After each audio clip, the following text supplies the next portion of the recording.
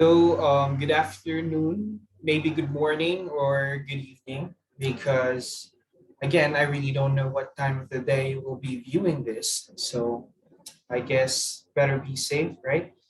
So, for this video, I will be giving you a lecture, or we call it, or maybe you can call it a discussion about the Philippine Revolution. Okay. Of course, from the previous from the last slide of our last topic, which is the Spanish colonialization, we talked about the Cavite Mutiny and what is the importance of the Cavite Mutiny. Again, just to give you a recap of our last meeting's discussion, I have said the importance of the Cavite Mutiny because that started everything, right? Without the Cavite Mutiny, there will be no revolution. Okay? So again, just to recap, the Cavite Mutiny happened in one of the factories of the Pagawaan ng mga armas in some part in Cavite. Okay? Because of the changes that happened in the political system in Spain, no, and those changes, it affected the Philippines. And because it affected the Philippines, there were some benefits in that of those employees that are working in the factory. Like for example, the benefit of you being exempted of paying the taxes, or you are being exempted of having the forced labor or the polo system. Okay, so with that, those are the benefits. But because of the changes now that happen in the political system, these benefits were taken away, or was taken away from those workers. And these workers are Filipinos.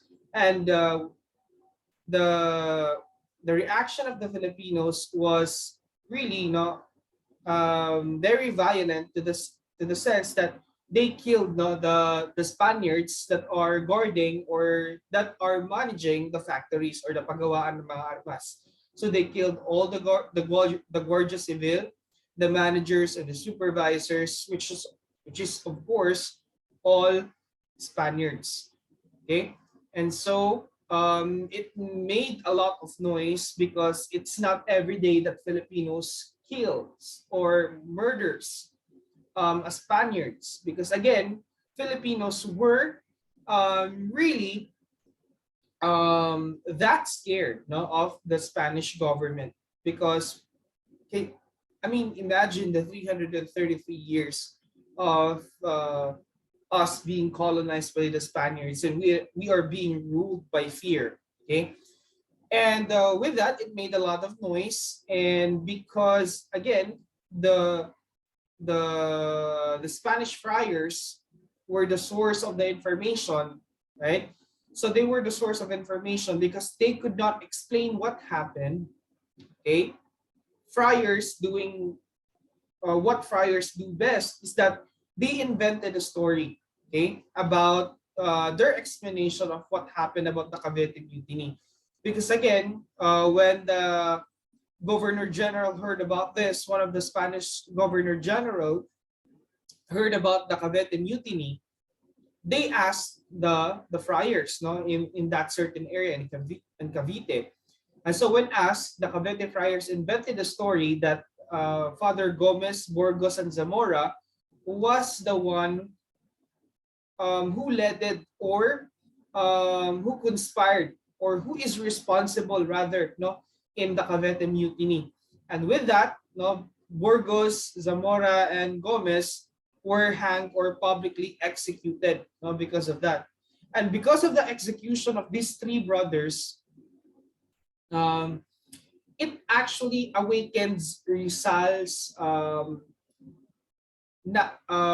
what do you call this, national awareness. There you go. That national awareness, no, was shared by Rizal through his works.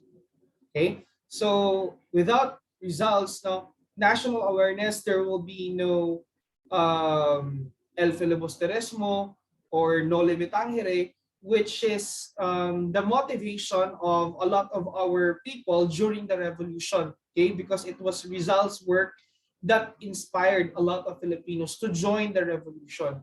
And of course, the work of Rizal actually inspired Andres Bonifacio specifically, which who is no, the leader of the Katipunan. Again, so without the Cavite Mutiny, there will be no motivation for Rizal to do his work because these three brothers will not be publicly executed. Again, because the awakening of national awareness of Rizal came from the event that these three brothers were executed.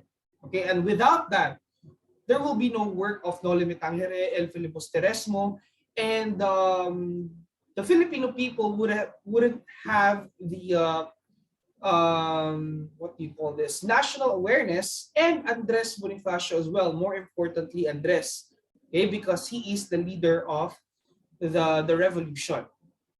Okay, so that is the importance of the Cavite Mutiny. And now we are going to discuss the Philippine Revolution into details. Okay, so let's start with the initial revolts. So before, not even before the time of Andres Bonifacio, there were initial revolts that happened. Okay, so the struggle, no, against the Spanish government started from the day they colonized the country. Okay, so we should look at the Philippine Revolution as, I mean, holistically, no, not separate, in a manner that we struggled for 333 years, and um, it is not a separate event because the struggle is continuous, right?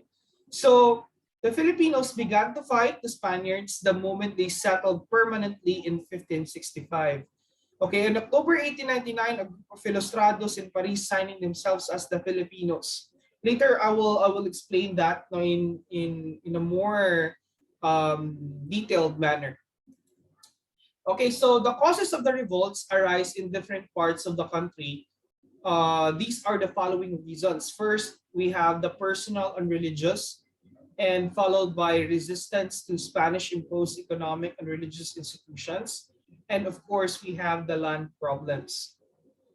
So here, we say about personal and religious, so we have the revolts were personally led by, like for example, former barangay datus and maharlikas, as well as babaylans or the elites, no, during the pre-Spanish colonialization, who had lost their prestige and power in their communities rather with the coming of the Spaniards, and were supplanted by leaders chosen by the Spaniards and by the Spanish friars. So, like for example, Lacandula and Sulaiman, no, revolt in 1574 due to sequestration of their land, properties, and even toleration of the encomenderos abuse and oppression of their people. So that is considered as personal, okay? Because there is a personal attachment to it. There is, when we say um, the revolution is driven by national awareness, then that is not personal. Okay, so because the purpose of the revolution was to liberalize the country.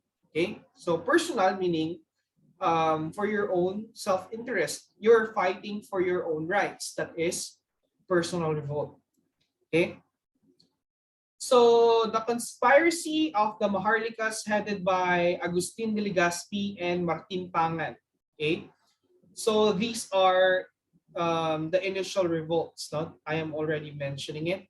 So in 1621 and 22, for example, an outlawed Babaylan Tamblot of Bohol employed magic and religion in alluring the unbelieving people to abandon Christianity and to return to their former beliefs. No, in no time, which he was crushed by Juan de Alcazaro, alcalde mayor of Cebu that time. No, the rebellion in, of course, another rebellion in Cariga Leyte, led by Bangkao, Dato of Limasawa, and of course one of the most famous revolt, because this is the longest revolt, no, longest, not even compared to Andres Bonifacio's revolution.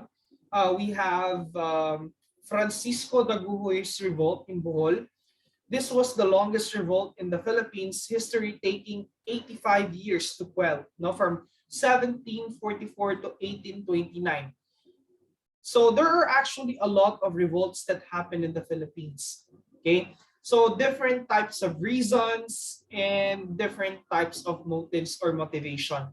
So for me to shorten this, I will just show you um, the summary of the revolts. Okay, but I want you to familiarize this one because again, this will be included in your midterm examination. So I'm just going to flash everything, for the summary of the revolution, okay, or the initial revolts.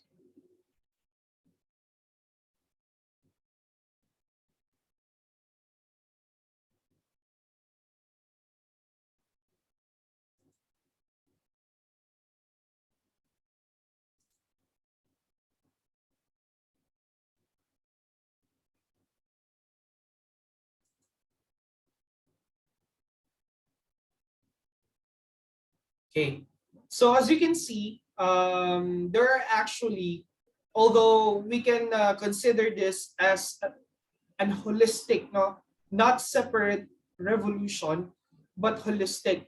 But if you're going to look at the cause or the motivation of the revolution, totally different from each other. Okay, that is why the revolution failed. And again, the scope of the revolution was for personal gain, or maybe the scope of the revolution was solely for this certain province only, so it does not include other provinces, or the idea of uniting the country, no, or the idea is not existent, no, in these times. So that is the reason why it failed, because Spaniards is a very big force. If this certain place only, will do the revolt, then they could easily crush the revolt. Okay, you get what I mean.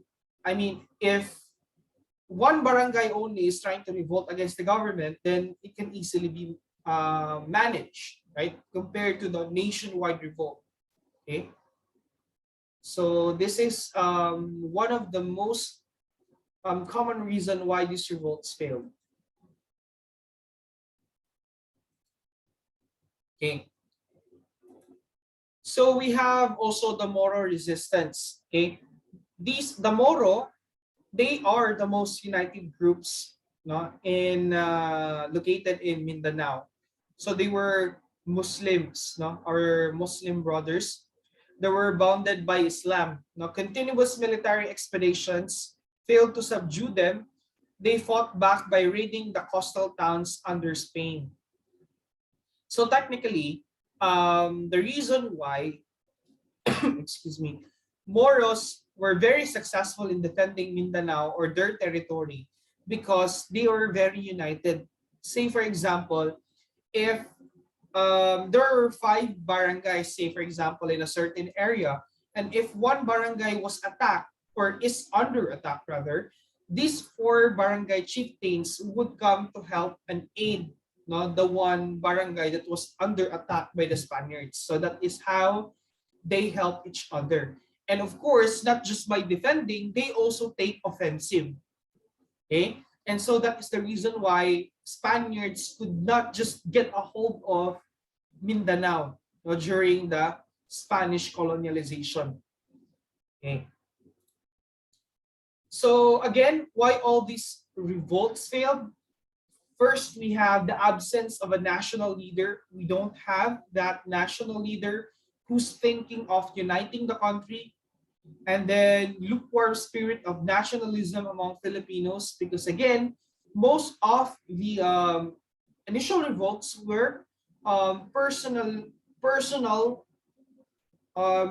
in nature, meaning to say the personal gain only for personal gain only. For example, your land was sequestered by the Spaniards, so your aim for the revolution is to, again, gain that land or take that land or take over that land, no, that was taken away from you.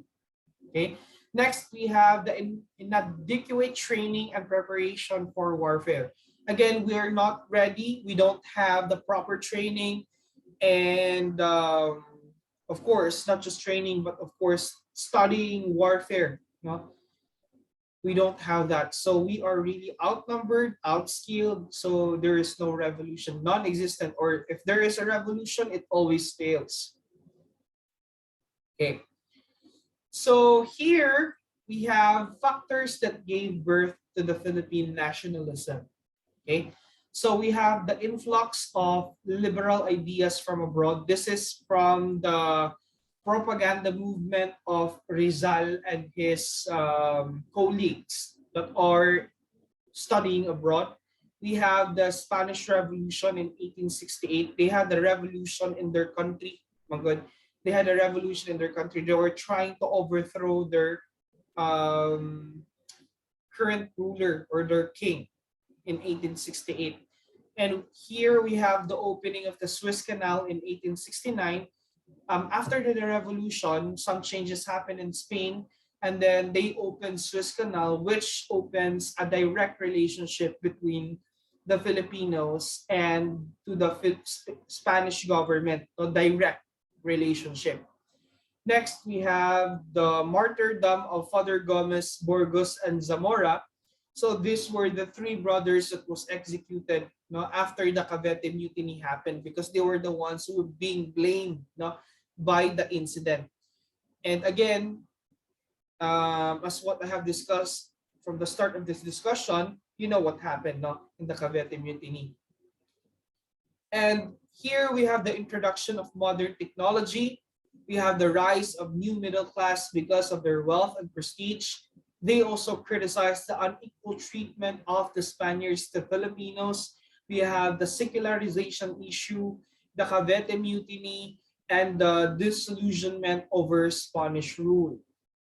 Okay, when we say disillusionment over Spanish rule, we have common sufferings, no, under the tyrannical rule of the Spaniards. So that fostered a feeling of unity among Filipinos. So because we share the same struggle, we share the same fate, we share the same what do you call this, complaints, no, about the Spanish government. So with that, we are being united. Okay. So with all those, the awakening of our national awareness.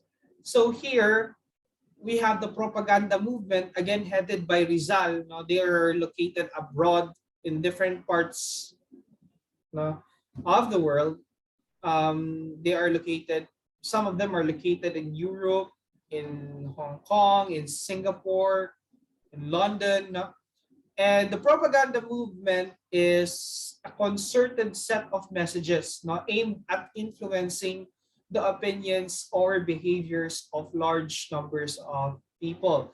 So their means of influencing people was through their writings or their narratives. So one of course, the most famous output of Rizal, no, in influencing Filipinos and letting the whole world know what is happening in the Philippines is through his novel, The El Filibusterismo and the Noli Me Tangere. So it was not a radical agitation to overthrow Spanish rule. So they were not aiming to in overthrowing or to overthrow the Spanish government or the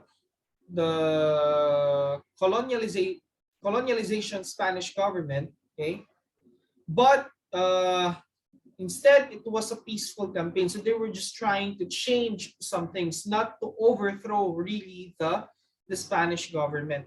Okay. So here we have the rise of the propaganda movement. It began in 1872 when Father, again, Mariano Gomez, Jose Burgos, and Jacinto Zamora were executed at the Luneta. Okay, because they're the ones being blamed in the Cavite Mutiny incident. So the Filipino exiles of 1872 and many patriotic students abroad met in Hong Kong Singapore, Barcelona, Madrid, Paris, London, and other foreign cities. So work of promoting the welfare and happiness of the fatherland. Okay, that is their aim. Their motto is aggressively but peacefully. Okay, that is their motto. By means of writing and speeches, they crusaded for reforms to rectify the evils of the Spanish colonial system. And this is their propaganda or their objectives in their movement. So we have number one, equality of the Filipinos and Spaniards before the laws, because again, there is actually justice during the you know during the Spanish colonialization period in the Philippines, but it was only available for those Spaniards living in the country. And if you're a Filipino who doesn't have money, if you're just a normal citizen, justice is very expensive to you. And if you have the money, still, no, justice is very unclear and very biased, against the Filipinos. Number two, assimilation of the Philippines as a regular province of Spain. So technically, they were not trying to overthrow the Spanish government, but they were just trying to make the Philippines a separate province so that it will not be called as a colonized country anymore. Next, we have the restoration of the Philippine representation in the Spanish courts. Number four, we have the Philippinization of the Philippine parishes and expulsion of the friars. And number five, we have the human rights for Filipinos, such as freedom of speech, freedom of the press, and freedom to meet and petition for redress of grievances. So technically, class, the propaganda movement was really aiming at a non-violent way, no, of combating this human rights violation that we have experienced from the Spanish government. And of course, one of it is because the source of these common good class human rights violation is coming from the friars. Again, because they are the ones making the story. They are the ones inventing the story, that Filipinos are like this and like that. And then because the governor general are just sitting in the office, no, doesn't really do anything. So they just rely everything to the friars. So everything the friars say to them is okay for them. So without any having second thoughts. So that. And we all know how it ended with, of course, Rizal being killed. Okay. And of course, after the death of Rizal, okay, Andres Bonifacio started his own, okay, revolution, which is now the use of force. Because from the idea that, okay, we are done with talking, we are done with writing, we are done with that, we have done that, it was good, but it was not successful, it did not work. So Andres Bonifacio started his own. We have the KKK, or the Katipunan, Kagalang-galangan, Kataas-taasang Katipunan. Okay? So that is KKK. So KKK, or the Katipunan, is a revolutionary movement armed to fight for freedom against Spain. So it marked the end of the peaceful campaign for the reforms and the start of the revolutionary movement to gain independence on July 7, 1892. Okay. So we have the founders of the Revolutionary Society. We have Andres Bonifacio, Diodato Arellano, Ladislao Diwa, we have Teodoro Plata, and Valentin Diaz. So these are the founders of the KKK. So the objectives of the Katipunan is number one, to unite the Filipinos under one flag. See, this is also the reason why Andres Bonifacio's what do you call this, revolution was more successful compared to the initial revolts because he was trying to unite, you know, um, he was trying to unite the country into one flag, meaning Andres Bonifacio is presenting himself as a national leader. Okay, so number two, achieve independence by means of revolution. Okay, because the idea of Andres is we're done talking, we're done writing. So we are going to achieve this revolution or our kasarinlan. Kasarinlan is our democracy. Okay, our kalayaan. That is kasarinlan. That we are going to achieve our kasarinlan by means of revolution only. Okay, enough with talking. Number three, defend the oppressed and help members who are in need.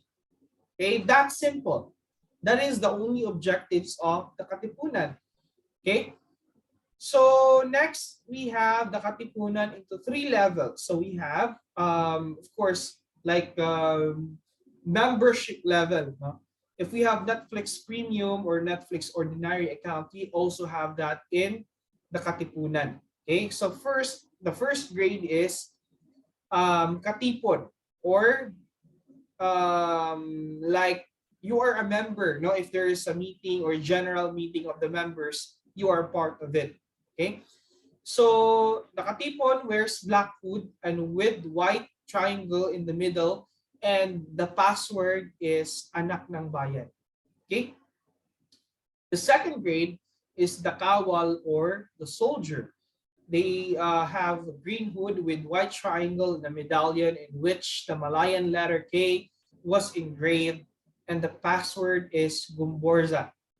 Okay, and then for number three, this is the highest grade. Now that we have a third grade, Bayani, or hero, red hood with a green bordered sash, and the password is Rizal.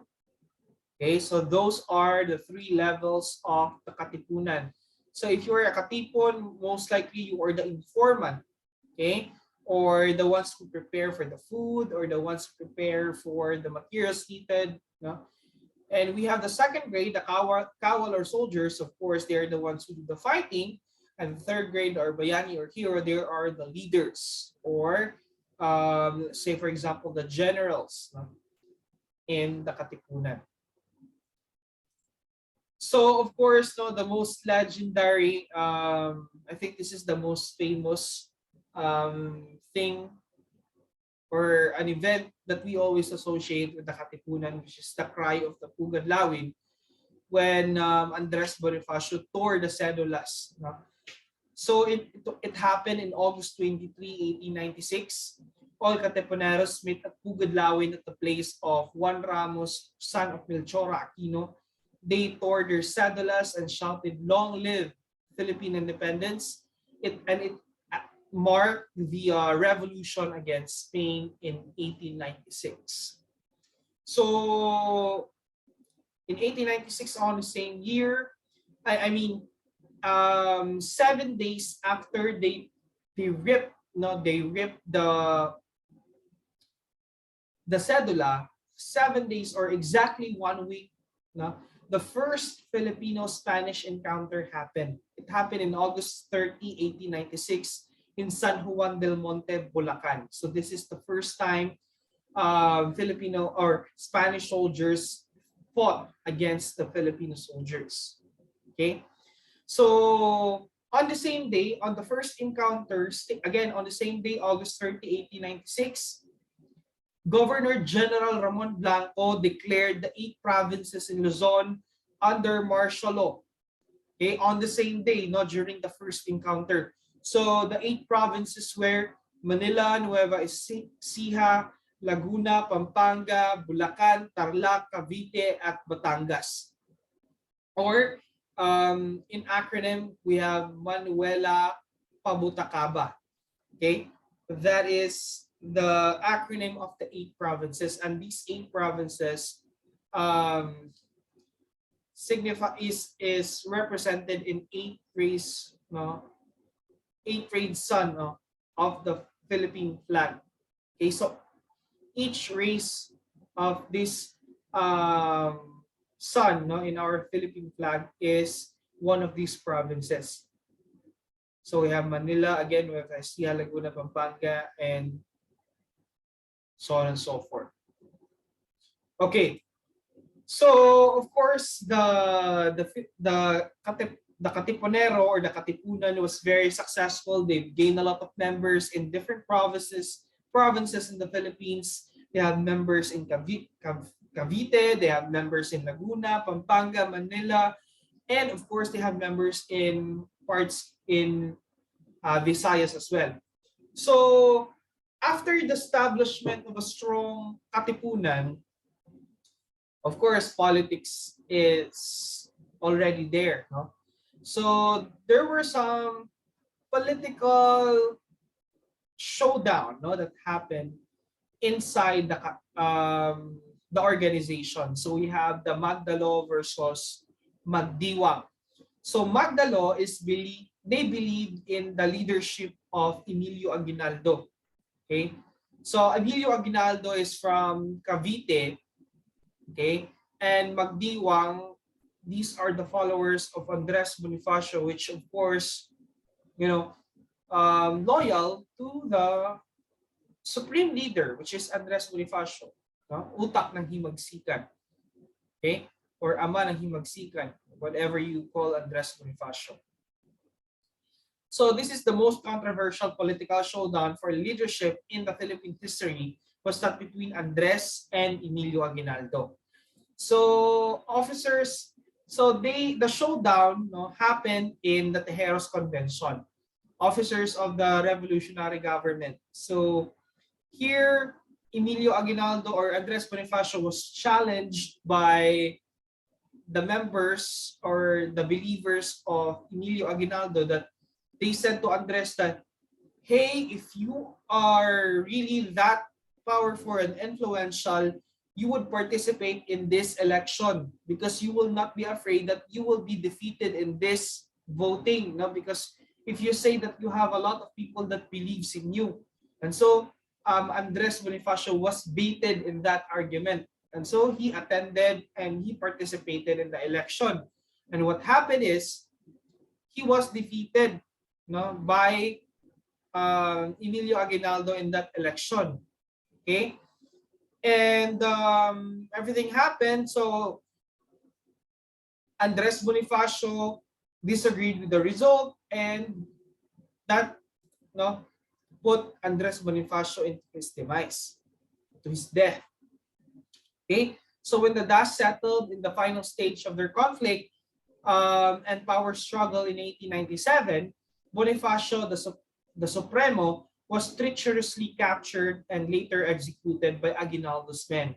So May 10, 1897, Bonifacio and his brother Procopio were shot at Mount Tala in Cavite by the order of Emilio Aguinaldo.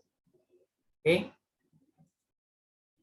So establishment of Biak na Bato Republic. So of course, right after the death of Andres Bonifacio, it was not the end, no, of the revolution, because now they have the leadership of Emilio Aguinaldo. So because the Spanish forces were advancing in Cavite, they have evacuated Cavite, and then they have moved to Talisay, Batangas, no, and joined force with General Miguel Malvar. Okay, from there they went to Bulacan and established his headquarters in Biak na Bato and San Miguel de Payomo, and later established Biak na Bato Republic.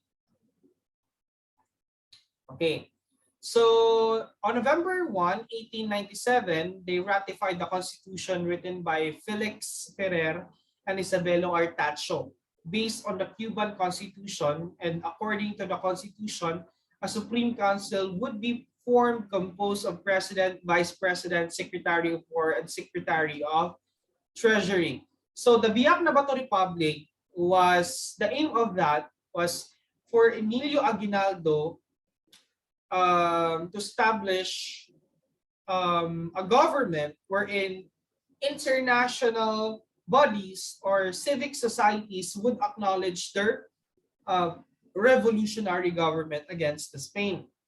Okay, because without having the republic or a certain constitution or laws that would govern the country, they will not be acknowledged as a legitimate revolutionary government. And so they started the Biak na Bato Republic. Okay, so with this, of course, there will be a president or a new leader for this one. And of course, Emilio Aguinaldo is the president. And we have the Secretary of Foreign Affairs. We have Antonio Montenegro, and Secretary of Interior Isabel Ortacho, Secretary of War Emiliano Regeo de Deos, and Secretary of Treasury is Baldomiro Aguinaldo. So technically, right after the Tejeros Convention, those leaders were changed, no, except for Emilio Aguinaldo because he is still the president. So Governor General Primo de Rivera and other government officials accept the fact that they could no longer stop the revolution, so they decided to negotiate for peace. So Governor General Primo de Rivera is a Governor General that is a Spanish, no, rather, is a Spaniard who offered money, no, to the Biak na Bato Republic to stop the revolution. Okay, stop the revolution, here is the money. Okay, just like that. And funny thing is, Andres Bonifacio accepted the offer. So, in Tagalog, no, isinangla nila yung revolusyon, no, ng mga Pilipino, isinanla nila sa mga Espanyol yung revolusyon. So here, in the name of Pedro Paterno, a Spanish Filipino who offered the act of mediator between the revolutionaries and the Spanish authorities.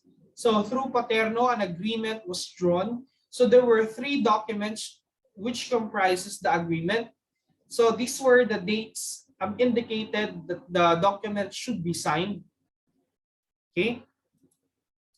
So the Pact of Biak na Bato, that is called the Pact of Biak na Bato, which is the agreement of Emilio Aguinaldo as the leader of the Pact of Biak na Bato and the Spanish government.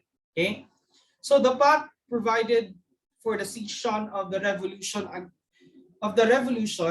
and Aguinaldo and other rebel leaders would leave the country voluntarily, while other rebel leaders would leave the country. I'm just repeating myself. I'm sorry. So Aguinaldo would leave the country and his leaders, no, in the revolution. So there were 3 payment scheme. First is 400,000 pesos to be paid as soon as Aguinaldo and company or the members of or the leaders of the Pact of the or the Biak na Bato Republic, the leaders of the Biak na Bato Republic would leave the country. Okay, so 400,000 pesos. So Aguinaldo accepted that money. He left the Philippines to Hong Kong.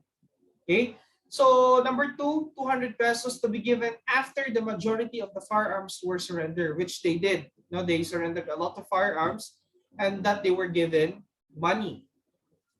And number 3, to another 200,000 pesos to be given after all the hostilities is done or is ceased. Now, wala na yun exist. There were no exchanging of fires. But it never happened because there were some Filipinos or guerrilla soldiers who is not happy about the move of Emilio Aguinaldo when he sold the Philippine Revolution to the Spaniards. So there were a lot of Filipinos still that are fighting against the Spanish forces in the jungles in Luzon or in Visayas as well.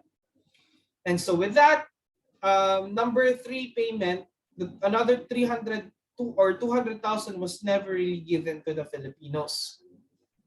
Okay.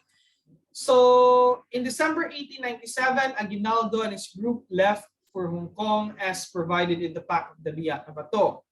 So while Emilio Aguinaldo is in Hong Kong, he was talking with the Americans, no, and he was promised by the Americans that the Americans would help no, Emilio Aguinaldo in claiming the Philippines.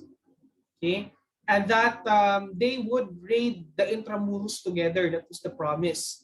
And so, because of that promise, Aguinaldo was motivated again to lead the revolution. He come back to the Philippines and bringing with him that news and of course money, more money to fund the revolution. So in April 18, 1898, the United States declared war on Spain and the Americans defeated the Spaniards in the Battle of Manila Bay in May 1, 1898.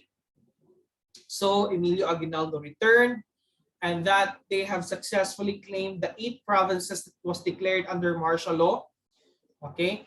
And on June 12, 1898, in Kawit, Cavite, in front of his ancestral house, he proclaimed the independence of the Philippines, where the Philippine national flag was raised and the Philippine national anthem was also played. So after the declaration of the independence, the dictatorial government was changed to the Philippine Revolutionary Government upon the advice of Apolinario Mabini, in which I think you are familiar with if you have seen General Luna. No? Apolinario Mabini was the one who is on wheelchair, no? Because he cannot stand up or he is permanently disabled, no? Person, PWD, because of polio.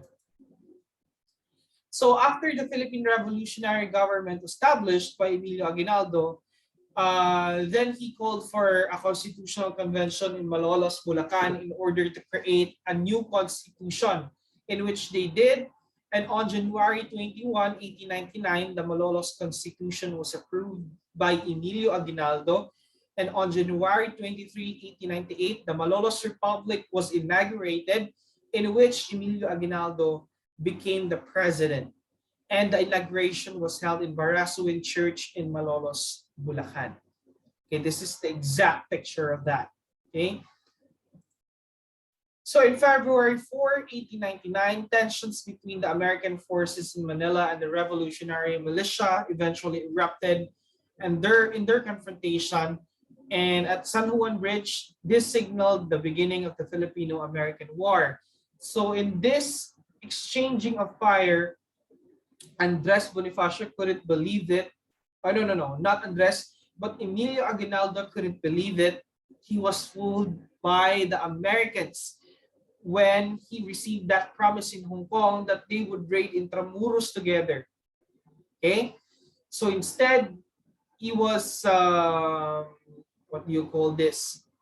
Fooled. No? Technically, that is the term, because instead of helping him be the president of that certain, say for example, Philippine government that they tried to establish, instead the Americans established their own government, no? And fought against to eliminate the government of Emilio Aguinaldo that he built for himself or for the Filipino people, or for whatever the purpose is. But again, the Americans destroyed the government of Emilio Aguinaldo. Okay, so the Battle of Terad Pass happened again. This is where the time that Gregorio del Pilar died. He was the hero of that battle. No, the hero of the Terad Pass, Goyo. He fought against the highly skilled Americans in the Terad Pass to give time for Andres Bonifacio. Oh, no, not Andres. I'm sorry, I keep repeating the name of Andres. But to give time for Emilio Aguinaldo to escape. No? So he was holding down the Americans, no, for Emilio Aguinaldo to escape. But of course, Goyo died in this battle together with his men. And the surrender, no? March 1901, Emilio Aguinaldo and his men were captured in his camp at Isabela province. He was brought to Malacanang as a prisoner, but after he took an oath to the Americans, he was released. So technically, it was not one time, but it was twice that he betrayed um, the Philippines. But by first again, sa pagsasanla ng revolusyonaryo natin, no, sa mga Espanyol. And then the second one is when he took an oath, no, to the Americans in this after his capture. And in summer of 1902, General Miguel Malvar surrendered to the Americans, and that leads to the end of the Filipino-American hostilities. Okay? So there you go, class. I think that this will be the end of our video. I hope you have learned something, although this is a shorter version of what is in the live meeting.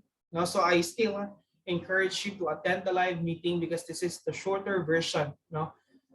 And if you wanted to know more about the Philippine Revolution, again, I highly encourage you to join live meetings.